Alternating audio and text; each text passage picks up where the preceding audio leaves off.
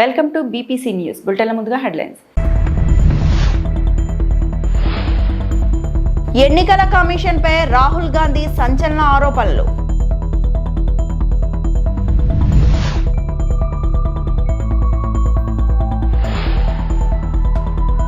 విజయవాడలో వసంతం 2025 చేనేత ఎగ్జిబిషన్ ప్రారంభించిన మంత్రి నారా లోకేష్.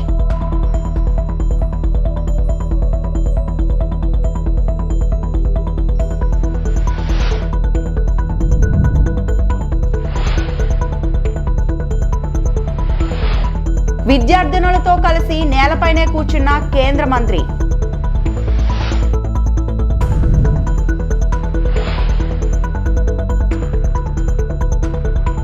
ఎన్నికల కమిషన్పై కాంగ్రెస్ అగ్రనేత రాహుల్ గాంధీ తీవ్ర విమర్శలు చేశారు. ఓట్ల దొంగలను ఈసీ కాపాడుతూ ప్రజాస్వామ్యాన్ని ధ్వంసం చేస్తుందని ఆరోపించారు. ఓట్ల చోరీపై రాహుల్ మీడియా సమావేశంలో మాట్లాడుతూ 2024 హర్యానా ఎన్నికల్లోనూ ఓట్ల చోరీ జరిగిందని ఆరోపించారు. దీనికోసం భాజపా నేతలు అనేక వ్యవస్థలను వినియోగించి 25 లక్షల ఓట్లను దొంగలించారన్నారు. ఎన్నికల్లో పోలైన మొత్తం ఓట్లలో దాదాపు 12.5% నకిలీవేనన్నారు. హర్యానా ఎన్నికల్లో బ్రెజిల్కు చెందిన ఓ మోడల్కు కూడా 22 ఓట్లు ఉన్నాయని తెలిపారు. ఆమె ఫోటో ఒకటే అయినప్పటికీ సీమా, స్వీటీ, సరస్వతి వంటి వివిధ పేర్లు, వయసులు, జెండర్లతో 22 ఓట్లను సృష్టించారన్నారు. Is 100% truth. As you can see, we have the word H files, and this is about how an entire state has been stolen. We suspected, once we did Madhepura, once we did Anand, we suspected that this is not just happening in individual constituencies, it is happening at the state level and at the national level. We got a lot of complaints in Haryana from our candidates that something was wrong, something was not working. Their predictions all went upside down. We had experienced this in Madhya Pradesh, experienced it in Chhattisgarh. Vijayawada MG రోడ్లో శ్రీ శేషసాయి కళ్యాణ వేదికలో crafts council of Andhra Pradesh ఆధ్వర్యంలో ఏర్పాటు చేసిన వసంతం 2025 చేనేత వస్త్ర exhibition ను విద్యా, ఐటీ శాఖల మంత్రి నారా లోకేష్ ప్రారంభించారు.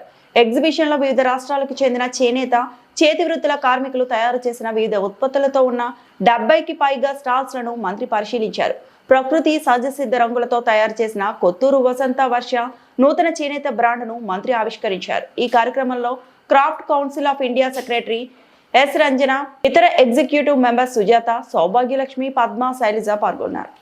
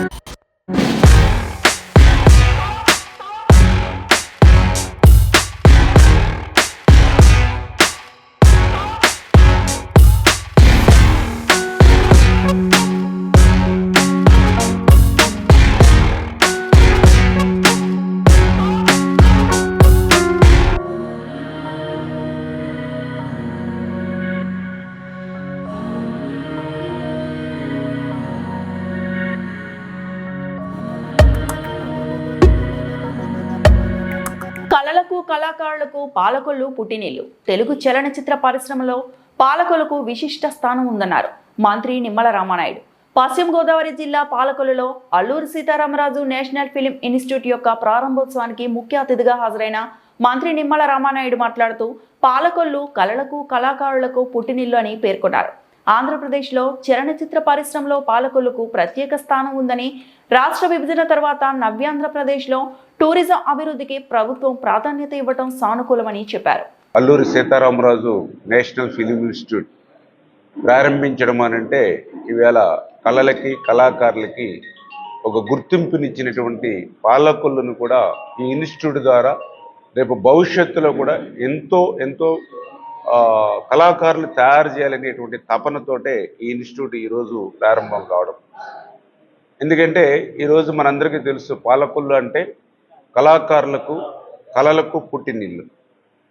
ఏదైతే అల్లు రామలింగయ్య గారు, దాసరి నారాయణరావు గారు, రవిరాజ పినిశెట్టి, రేలంగి నరసింహారావు, కోడి రామకృష్ణ గారు దగ్గర నుంచి ఎంతోమందిని ఈరోజు కూడా మనం చూస్తూ ఉన్నాం. ఒక చేగుండి అనంత శ్రీరామ్, ఇట్లా చెప్పుకుంటూ పోతే ఆ రోజు నుంచి ఈ రోజు వరకు కూడా ఆంధ్రప్రదేశ్ రాష్ట్రంలోనే తెలుగు చలనచిత్ర పరిశ్రమలోనే ఈరోజు పాలకొల్లుకి ఒక విశిష్టమైనటువంటి స్థానం ఉంది. అటువంటి పాలకొల్లు నుంచి ఇటువంటి ఇన్స్టిట్యూట్ ఈరోజు ప్రారంభించుకోవడం అంటే చాలా సంతోషం. కేంద్ర మంత్రి కింజరపు రామ్మోహన్ నాయుడు ఇవాళ ఉదయం శ్రీకాకుళంలో ప్రభుత్వ బాలికల కళాశాలను సందర్శించారు. కళాశాలలో అదనపు భవనాలు ప్రారంభించిన అనంతరం అక్కడ ఏర్పాటు చేసిన కార్యక్రమంలో పాల్గొన్నారు. వేదిక ఎదురుగా విద్యార్థులు కింద కూర్చొని ఉన్నారు. ఈ నేపథ్యంలో కేంద్ర మంత్రి సైతం వారితో కలిసి నేలపైనే కూర్చున్నారు. అనంతరం విద్యార్థులతో సరదాగా ముచ్చటించారు.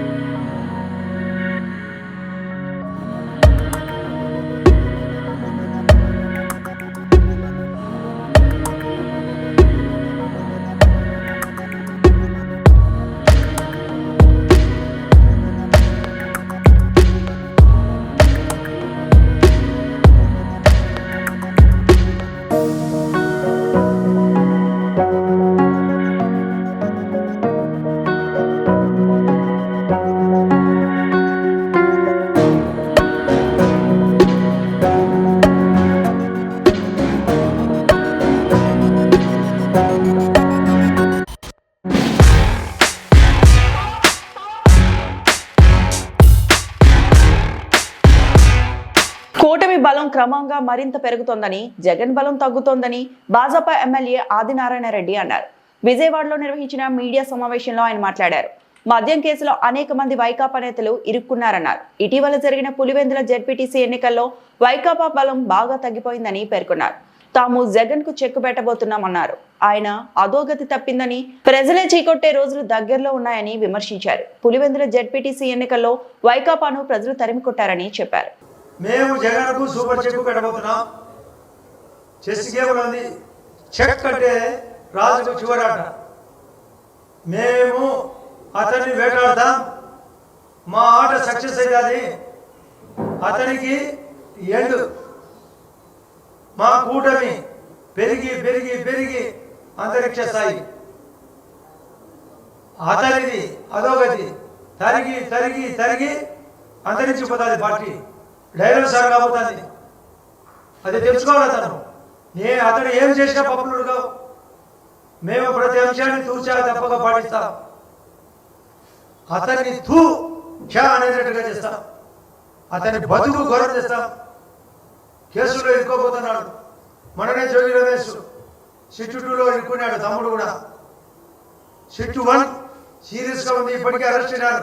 ఐఏఎస్ ధనంజయ రెడ్డి, అతనితో పాటు ఉండే బిఏ కృష్ణమోహన్ రెడ్డి, శ్రీధర్ రెడ్డి. అది సిట్టు 1, లిక్కర్ సిట్టు 1 ఇరుక్కున్నాడు. 400 కేజీల బంగారం అనేది ఈడీ మెయింటైన్ చేస్తుంది. మహాతల్లి భారతి గారు 400 కేజీలు, కేజీ ₹1 బంగారు. ధనదానికి అర్థం లేదు. నేను ఎప్పుడో చెప్పినా, జగన్ రెడ్డి అధికారంలో ఉన్నప్పుడే 2020లో అనంతపురం మీటింగ్లో, అయ్యా ఆయన యొక్క ఆలోచన ఎట్టున్నది ఆ రోజుల్లోనే, నేనే రాజు, నాదే రాజ్యం, నాదే రాజ్యాంగం, అదే భారతీయ రాజ్యాంగం అని. అదే పార్టీ రాజ్యాంగాన్ని తూచా తప్పకుండా అమలు చేస్తున్నాడు. మన సిగ్గుల పులివెందుల ఉప ఎన్నికలో 10% మాకు వచ్చిన ఓటు రాలే. టోటల్ ఓట్లలో అయితే 9%, 17% రావాలి. డివైడ్ రాకుండా చేసినాం. అదేదో మతలబు చేశామట. మేము మతలబు చేసినాం. 11 నామినేషన్లు ఉన్నాయి. సిగ్గుండాలి కదా, అడగాల్చాలి కదా. అదే పులివెందులలో ఒక్క నామినేషన్ లేకుండా చేసి చివరికి సర్పంచ్ ఎలక్షన్లో వార్డు మెంబర్ లేకుండా చేసినాడు. అతను మాట్లాడేదానికి అక్కేలేదు. కూటమి ప్రభుత్వంలో మంత్రులు ఎమ్మెల్యేల తీరుపై వైఎస్ఆర్సీపీ ఎమ్మెల్సీ బొత్స సత్యనారాయణ తీవ్ర ఆగ్రహం వ్యక్తం చేశారు. రైతులకు భరోసా కల్పించే ప్రకటన ప్రభుత్వం నుంచి లేదు. రైతుల ఇన్సూరెన్స్ ప్రభుత్వం కట్టలేదా అని ప్రశ్నించారు. ఎల్లో మీడియాకు చూస్తుంటే నవ్వాలో ఏడాలో కూడా అర్థం కావటం లేదంటూ కామెంట్స్ చేశారు.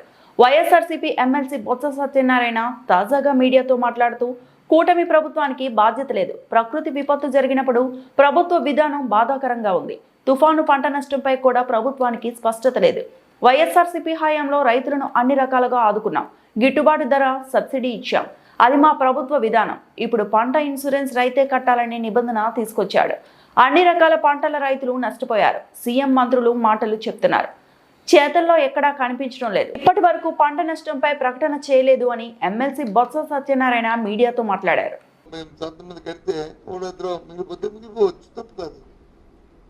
కానీ అది లేదు. అధిక వర్షాలు వచ్చాయి, తుఫాను వచ్చింది, రైతులు వచ్చి పంట నష్టపోయారు. ఒక జిల్లా కాదు, 2 జిల్లాలు కాదు, రాష్ట్రంలో ఉన్న అన్ని జిల్లాల్లో సుమారు 23-24 జిల్లాలకు వచ్చి దీని ఎఫెక్ట్ పడింది. దీనివల్ల రైతులు నష్టపోయారు. ఒక్క పంట కాదు, ఏదో వరి ఒకటే కాదు, వరి పండించిన రైతులు నష్టపోయారు, పత్తి పండించిన రైతులు నష్టపోయారు, హార్టికల్చర్ చేసిన మామిడి తోటలు, చెరుకు తోట ఉన్నవారు, అరటి తోట ఉన్నవారు, ఉద్యానవనం ఫ్లవర్స్ పూల తోట ఉన్న వాళ్ళు అందరూ నష్టపోయారు. వాళ్ళకి ఎక్కడ ఏం చేయాలి అక్కడ గోచరంగా ఉన్నారు. మంత్రి గారు కానీ, ముఖ్యమంత్రి గారు కానీ, వారి తాలూకా మిగతా వాళ్ళ క్యాబినెట్ సభ్యులు కానీ మాటలు చెప్పేస్తున్నారు, కానీ చేతుల్లో ఎక్కడ కనిపించదు. చేతులు ఎక్కడ కనిపించదు. ఇప్పటికప్పుడే పంట వాటర్ రిసీడ్ అయిపోయింది, ఆ నీరు పోయింది, ఎక్కడెక్కడ పంటలు పోయో అన్నీ ఇక్కడ తెలుస్తుంది. కానీ ఇప్పుడు వచ్చి ఇంకా ప్రకటన చేయలే. ఇంకా రేపు 2 చేస్తామంటున్నారు.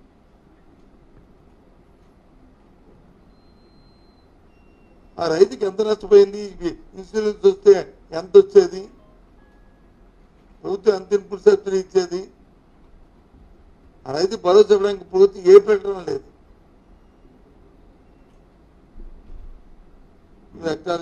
ఎకరానికి ఎంత ఇస్తామని చెప్తున్నారు తప్ప మరి రైతు నష్టపోయిన 100% ఎవరిస్తారు? అది ఇన్సూరెన్స్ కొట్టుకుంటే వాళ్ళకి వచ్చేది కదా. ఆ మాత్రం రైతు కట్టే ఇన్సూరెన్స్ ప్రభుత్వం కట్టలేదా? 2,25,000 కోట్ల రూపాయలు అప్పు తీసుకొచ్చారు కదా. మరి ఏం చేశారు మీరు? అంటే రైతు ఆలోచన మీకు లేదు. మంగినపూడి బీచ్ ను పర్యాటకంగా అభివృద్ధి చేస్తామని మంత్రి కొల్లు రవీంద్ర తెలిపారు. కార్తీక పౌర్ణమి వేళ మంగినపూడి బీచ్ లో సాగర్ సుప్రభాత హారతితో సముద్ర స్నానాలను ప్రారంభించారు. కార్తీక మాసం పవిత్ర మాసం. కార్తీక మాసంలో భక్తి శ్రద్ధలతో ఈ మాసం అంతా కూడా ఉపవాసాలు, అలాగే దీపారాధన చేస్తూ పెద్ద ఎత్తున దేవాలయాల్లో పూజలు చేస్తారు. కార్తీక మాసంలో కార్తీక పౌర్ణమికి ఒక ప్రత్యేక స్థానం ఉంది. కార్తీక పౌర్ణమి నోములు నోసుకోవడం, అలాగే నదీ స్నానాలు చేయటం, సముద్ర స్నానాలు చేయటం, ప్రతి ఒక్కరు కూడా వచ్చి వాళ్ళ సాంప్రదాయాల ప్రకారం దీపారాధన చేసుకుంటాం. సముద్ర తీరంలో ఇది ఆనవాయితీగా వస్తూ ఉంది. దానిలో భాగంగానే మంగినపూడి బీచ్లో ప్రతి సంవత్సరం కూడా లక్షలాది మంది భక్తులు ఈ కార్తీక పౌర్ణమి రోజు రావడం, వాళ్ళు స్నానం ఆచరించడం, ఇది ఆనవాయితీగా వస్తున్నటువంటి సంస్కృతి. దానికి తోడుగా ఈ సంవత్సరం ఎలా అయితే కాశీలో ఉన్నటువంటి గంగా నదీ తీరంలో హారతి కార్యక్రమం, గంగా నదికి హారతి ఇచ్చే కార్యక్రమం ప్రతిరోజు అక్కడ నిర్వహిస్తారు.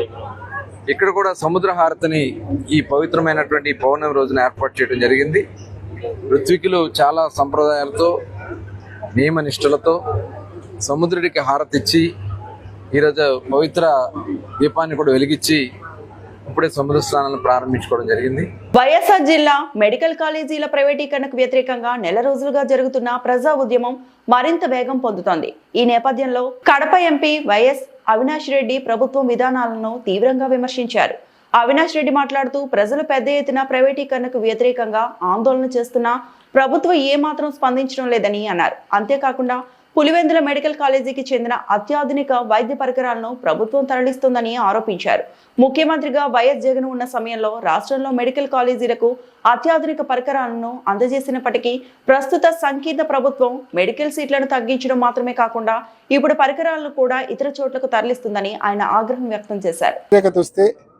కూటమి ప్రభుత్వానికి కనీసం చీమ కొట్టినట్టు కూడా లేదు.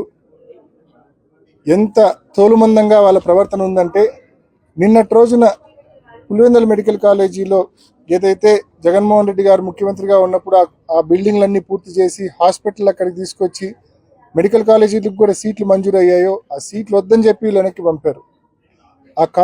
ఆ మెడికల్ కాలేజీలో, ఆ హాస్పిటల్లో అత్యాధునికమైన ఎక్విప్మెంట్ను జగన్మోహన్ రెడ్డి గారు అప్పట్లో పర్చేస్ చేయడం జరిగింది. ఆ గవర్నమెంట్ పర్చేస్ చేయడం జరిగింది. ఇవాళ ఈ కూటమి ప్రభుత్వం వచ్చిన తర్వాత నిన్నటి రోజున ప్రభుత్వము పులివెందుల్లో ఉన్న అత్యాధునికమైన పరికరాలన్నీ కూడా, ఎక్విప్మెంట్ అన్నీ కూడా గుంటూరు కని, కర్నూలు కని వాళ్ళు షిఫ్ట్ చేస్తూ ఉన్నారు. అంటే నేను అడుగుతా ఉన్నా, ఇంత ఘోరమా? నెల రోజులుగా ఇంత పెద్ద ఎత్తున ఈ ప్రైవేటీకరణ పట్ల మేము నిరసన తెలుపుతా ఉన్నాం, ప్రజలు నిరసన తెలుపుతా ఉన్నారు. దానికి మీరు స్పందించకపోగా మళ్ళా పులివెందుల మెడికల్ కాలేజీలో, పులివెందుల ఆసుపత్రిలో, మెడికల్ కాలేజీకి సంబంధించిన జీజీహెచ్లో, గవర్నమెంట్ జనరల్ హాస్పిటల్లో ఉన్న పరికరాలను కూడా, అత్యాధునికమైన పరికరాలను కూడా ఇక్కడ నుంచి మీరు షిఫ్ట్ చేసి వేరే చోటికి షిఫ్ట్ చేస్తూ ఉన్నారంటే ఈ ప్రాంతం పట్ల, ప్రజల పట్ల ఎంత నిర్లక్ష్య వైఖరితో మీరు ఉన్నారని చెప్పడానికి ఇంతకంటే వేరే ఉదాహరణ అక్కర్లే. పులివెందుల ప్రాంతంలో ఉన్న సోకాల్డ్ ఈ టీడీపీ నాయకులు, ఇన్ఛార్జి, లేకుంటే ఈ జిల్లాకు సంబంధించిన టీడీపీ నాయకులు, వీళ్ళందరినీ కూడా నేను గట్టిగా అడుగుతా ఉన్నా, ఎంతసేపు ఈ జిల్లాలో అన్ని నియోజకవర్గాల్లో మీరు అధికారంలోకి వచ్చినప్పటి నుంచి ఎంతసేపు డీలర్షిప్లు బీకినామా లేదా, వైఎస్ఆర్ కాంగ్రెస్ పార్టీకి సంబంధించిన ఫీల్డ్ అసిస్టెంట్లను బీకినామా లేదా, లేకుంటే అంగన్వాడీ ఉద్యోగులు బీకినామా లేదా, లేకుంటే యానిమేటర్లు ఉద్యోగాల నుంచి బీకినామా లేదా? ఈ కాదండి మీరు చేయాల్సింది. వైఎస్ఆర్ కాంగ్రెస్ పార్టీ కార్యకర్తలను హరాస్ చేయడం ఇది కాదండి మీరు చేయాల్సింది. ఇట్లాంటి చేతనైతే 4 మంచి కార్యక్రమాలు మీరు చేయాలా. మెడికల్ కాలేజీ ప్రైవేటీకరణ ఆపే దిశగా మీరందరూ కూడా పోయి మీ ప్రభుత్వంతో కొట్లాడాలా. ఆ పని చేయరు. ఇవాళ పులివెందుల మెడికల్ కాలేజీలోని పరికరాలు షిఫ్ట్ కాకుండా మీరందరూ పోయి గొడవ పడాలి ప్రభుత్వంతో. ఆ పని చేయడం లేదు. ఎంతసేపు మా కార్యకర్తలను హరాస్ చేయడం 16-17 నెలలుగా మీరు చేసింది అదే. ప్రస్తుతం రాష్ట్ర ఆర్థిక పరిస్థితిపై రాజకీయ వాదనలు మళ్లీ వేడెక్కుతున్నాయి. ఈ మంగళవారం ఏపీ ప్రభుత్వం మరో 3,000 కోట్లు అప్పు చేసినట్లు తెలిసింది. అధికారంలోకి వచ్చిన 17 నెలల్లోనే చంద్రబాబు నాయకత్వంలో ప్రభుత్వం మొత్తం మీద 2.27 లక్షల కోట్లు అప్పు చేసినట్లు అధికారిక గణాంకాలను ప్రస్తావిస్తూ వైఎస్ఆర్సీపీ అధికార ప్రతినిధి కరుమూరి వెంకటరెడ్డి ఆరోపించారు. రోజుకు సగటున ప్రభుత్వంపై పడుతున్న అప్పు భారం దాదాపు 450 కోట్లుగా నిలుస్తోందని, ఒక్కరోజు అప్పుతోనే రాష్ట్రంలో ఒక మెడికల్ కాలేజీని పూర్తి చేయగలమని ఆయన పేర్కొన్నారు. ఈ స్థాయి భారీ అప్పులను ఎల్లో మీడియా ఎందుకు చూపించడం లేదని ప్రశ్నించారు. చంద్రబాబు పాలనలో రాష్ట్ర ఆర్థిక వ్యవస్థ తీవ్రంగా బలహీనపడుతోందన్నారు. ప్రజల నిజ పరిస్థితిని తెలుసుకోవాలని వైఎస్ఆర్సీపీ అధికార ప్రతినిధి కరుమూరి వెంకటరెడ్డి అన్నారు. ప్రభుత్వం చేసినటువంటి అప్పు అక్షరాల 2,27,000 కోట్లు. 2,27,000 కోట్లు. బడ్జెట్ లోపల వీళ్ళు చేసిన అప్పు 1,40,602 కోట్లు. కార్పొరేషన్ ద్వారా వీళ్ళు చేసినటువంటి అప్పు 55,383 కోట్లు. అమరావతి పేరుతో చేసినటువంటి అప్పు 31,000 కోట్లు. మొత్తంగా 17 నెలల్లో 2,27,000 కోట్లు అప్పు చేశారు. అంటే నెలకి చంద్రబాబు నాయుడు గారు చేసిన అప్పు 13,352 కోట్లు, రోజుకి 455 కోట్లు, గంటకి 18,55,00,000, నిమిషానికి చంద్రబాబు నాయుడు గారు చేస్తున్న అప్పు 30,91,000. ఎంత దారుణమైనటువంటి అప్పులు చేస్తున్నారో చూడండి. మరి ఇప్పుడు ఆ పత్రికలు రాయాలి కదా, అప్పుల కుప్ప అయిపోయింది, అన్నపూర్ణ అప్పుల కుప్ప అయింది, చంద్రబాబు నాయుడు గారికి బట్టలు లేకుండా కార్టూన్లు వేసి బూరలు ఊదేటటువంటి వేయాలి కదా. మిస్టర్ రోత కిరణ్ అలియా సీనాడు కిరణ్ గంటకి 18.5 కోట్ల అప్పు, రోజుకి 445 కోట్ల అప్పు. అంటే ఒక్క రోజు చంద్రబాబు నాయుడు గారు ప్రభుత్వం చేస్తున్నటువంటి అప్పుతో ఒక మెడికల్ కాలేజ్ కట్టొచ్చు. 455 కోట్లు ఒక మెడికల్ కాలేజ్ వచ్చేసింది. ఒక మెడికల్ కాలేజ్ కాదు, hospital, college, nursing college, hostels, నా అత్యాధునిక లైబ్రరీ మొత్తం కలిపి 455 కోట్లు వచ్చేస్తాయి. ఒక్కరోజు చంద్రబాబు నాయుడు గారు చేసే అప్పుతో ఒక మెడికల్ కాలేజ్ కట్టొచ్చు. 10 రోజుల అప్పుతో 10 మెడికల్ కాలేజీలు కట్టొచ్చు. ఎంత దుర్మార్గంగా ఈ ప్రభుత్వం కానీ మెడికల్ కాలేజీని ప్రైవేటీకరణ చేస్తుందో చూడండి. అంతేందుకు అమరావతిలో 2.5 కిలోమీటర్ల రోడ్డుకి తో ఒక మెడికల్ కాలేజ్ కట్టేయచ్చు. ఎందుకంటే కిలోమీటర్ రోడ్డుకి 175 కోట్లు, 2.5 కిలోమీటర్ల రోడ్డు కాంట్రాక్టర్కి ఏదైతే ఇస్తారో ఆ డబ్బులు, దాంతో ఒక మెడికల్ కాలేజ్ కట్టేయచ్చు. కానీ ప్రభుత్వ మెడికల్ కాలేజీని ప్రైవేట్కి ఇచ్చేస్తారు డబ్బులు లేవని. 2,27,000 కోట్లు అప్పు చేసి ఒక మెడికల్ కాలేజ్ కూడా కట్టలేనటువంటి దుర్మార్గమైనటువంటి ప్రభుత్వం ఒక్కరోజు అప్పుతో ఒక మెడికల్ కాలేజ్ కట్టొచ్చు. కానీ ఒక మంగళవారం అప్పుతో 6 మెడికల్ కాలేజీలు, ఈ మంగళవారం తెచ్చిన 3,000 కోట్లతో 6 మెడికల్ కాలేజీలు కట్టొచ్చు. ప్రజలారా మీరు ఆలోచించండి, చంద్రబాబు నాయుడు గారి ప్రభుత్వం మనందరినీ ఎలా మోసం చేస్తూ ఉందో. మొత్తం ప్రభుత్వ ఆస్తిని చంద్రబాబు నాయుడు గారు బినామీలకు ఏ విధంగా దోచిపెడతా ఉన్నాడో ఇప్పుడు ప్రభుత్వ హాస్పిటల్స్, మెడికల్ కాలేజీ దానికి ఒక ఎగ్జాంపుల్. ఈ వార్తలు ఇంతటితో సమాప్తం.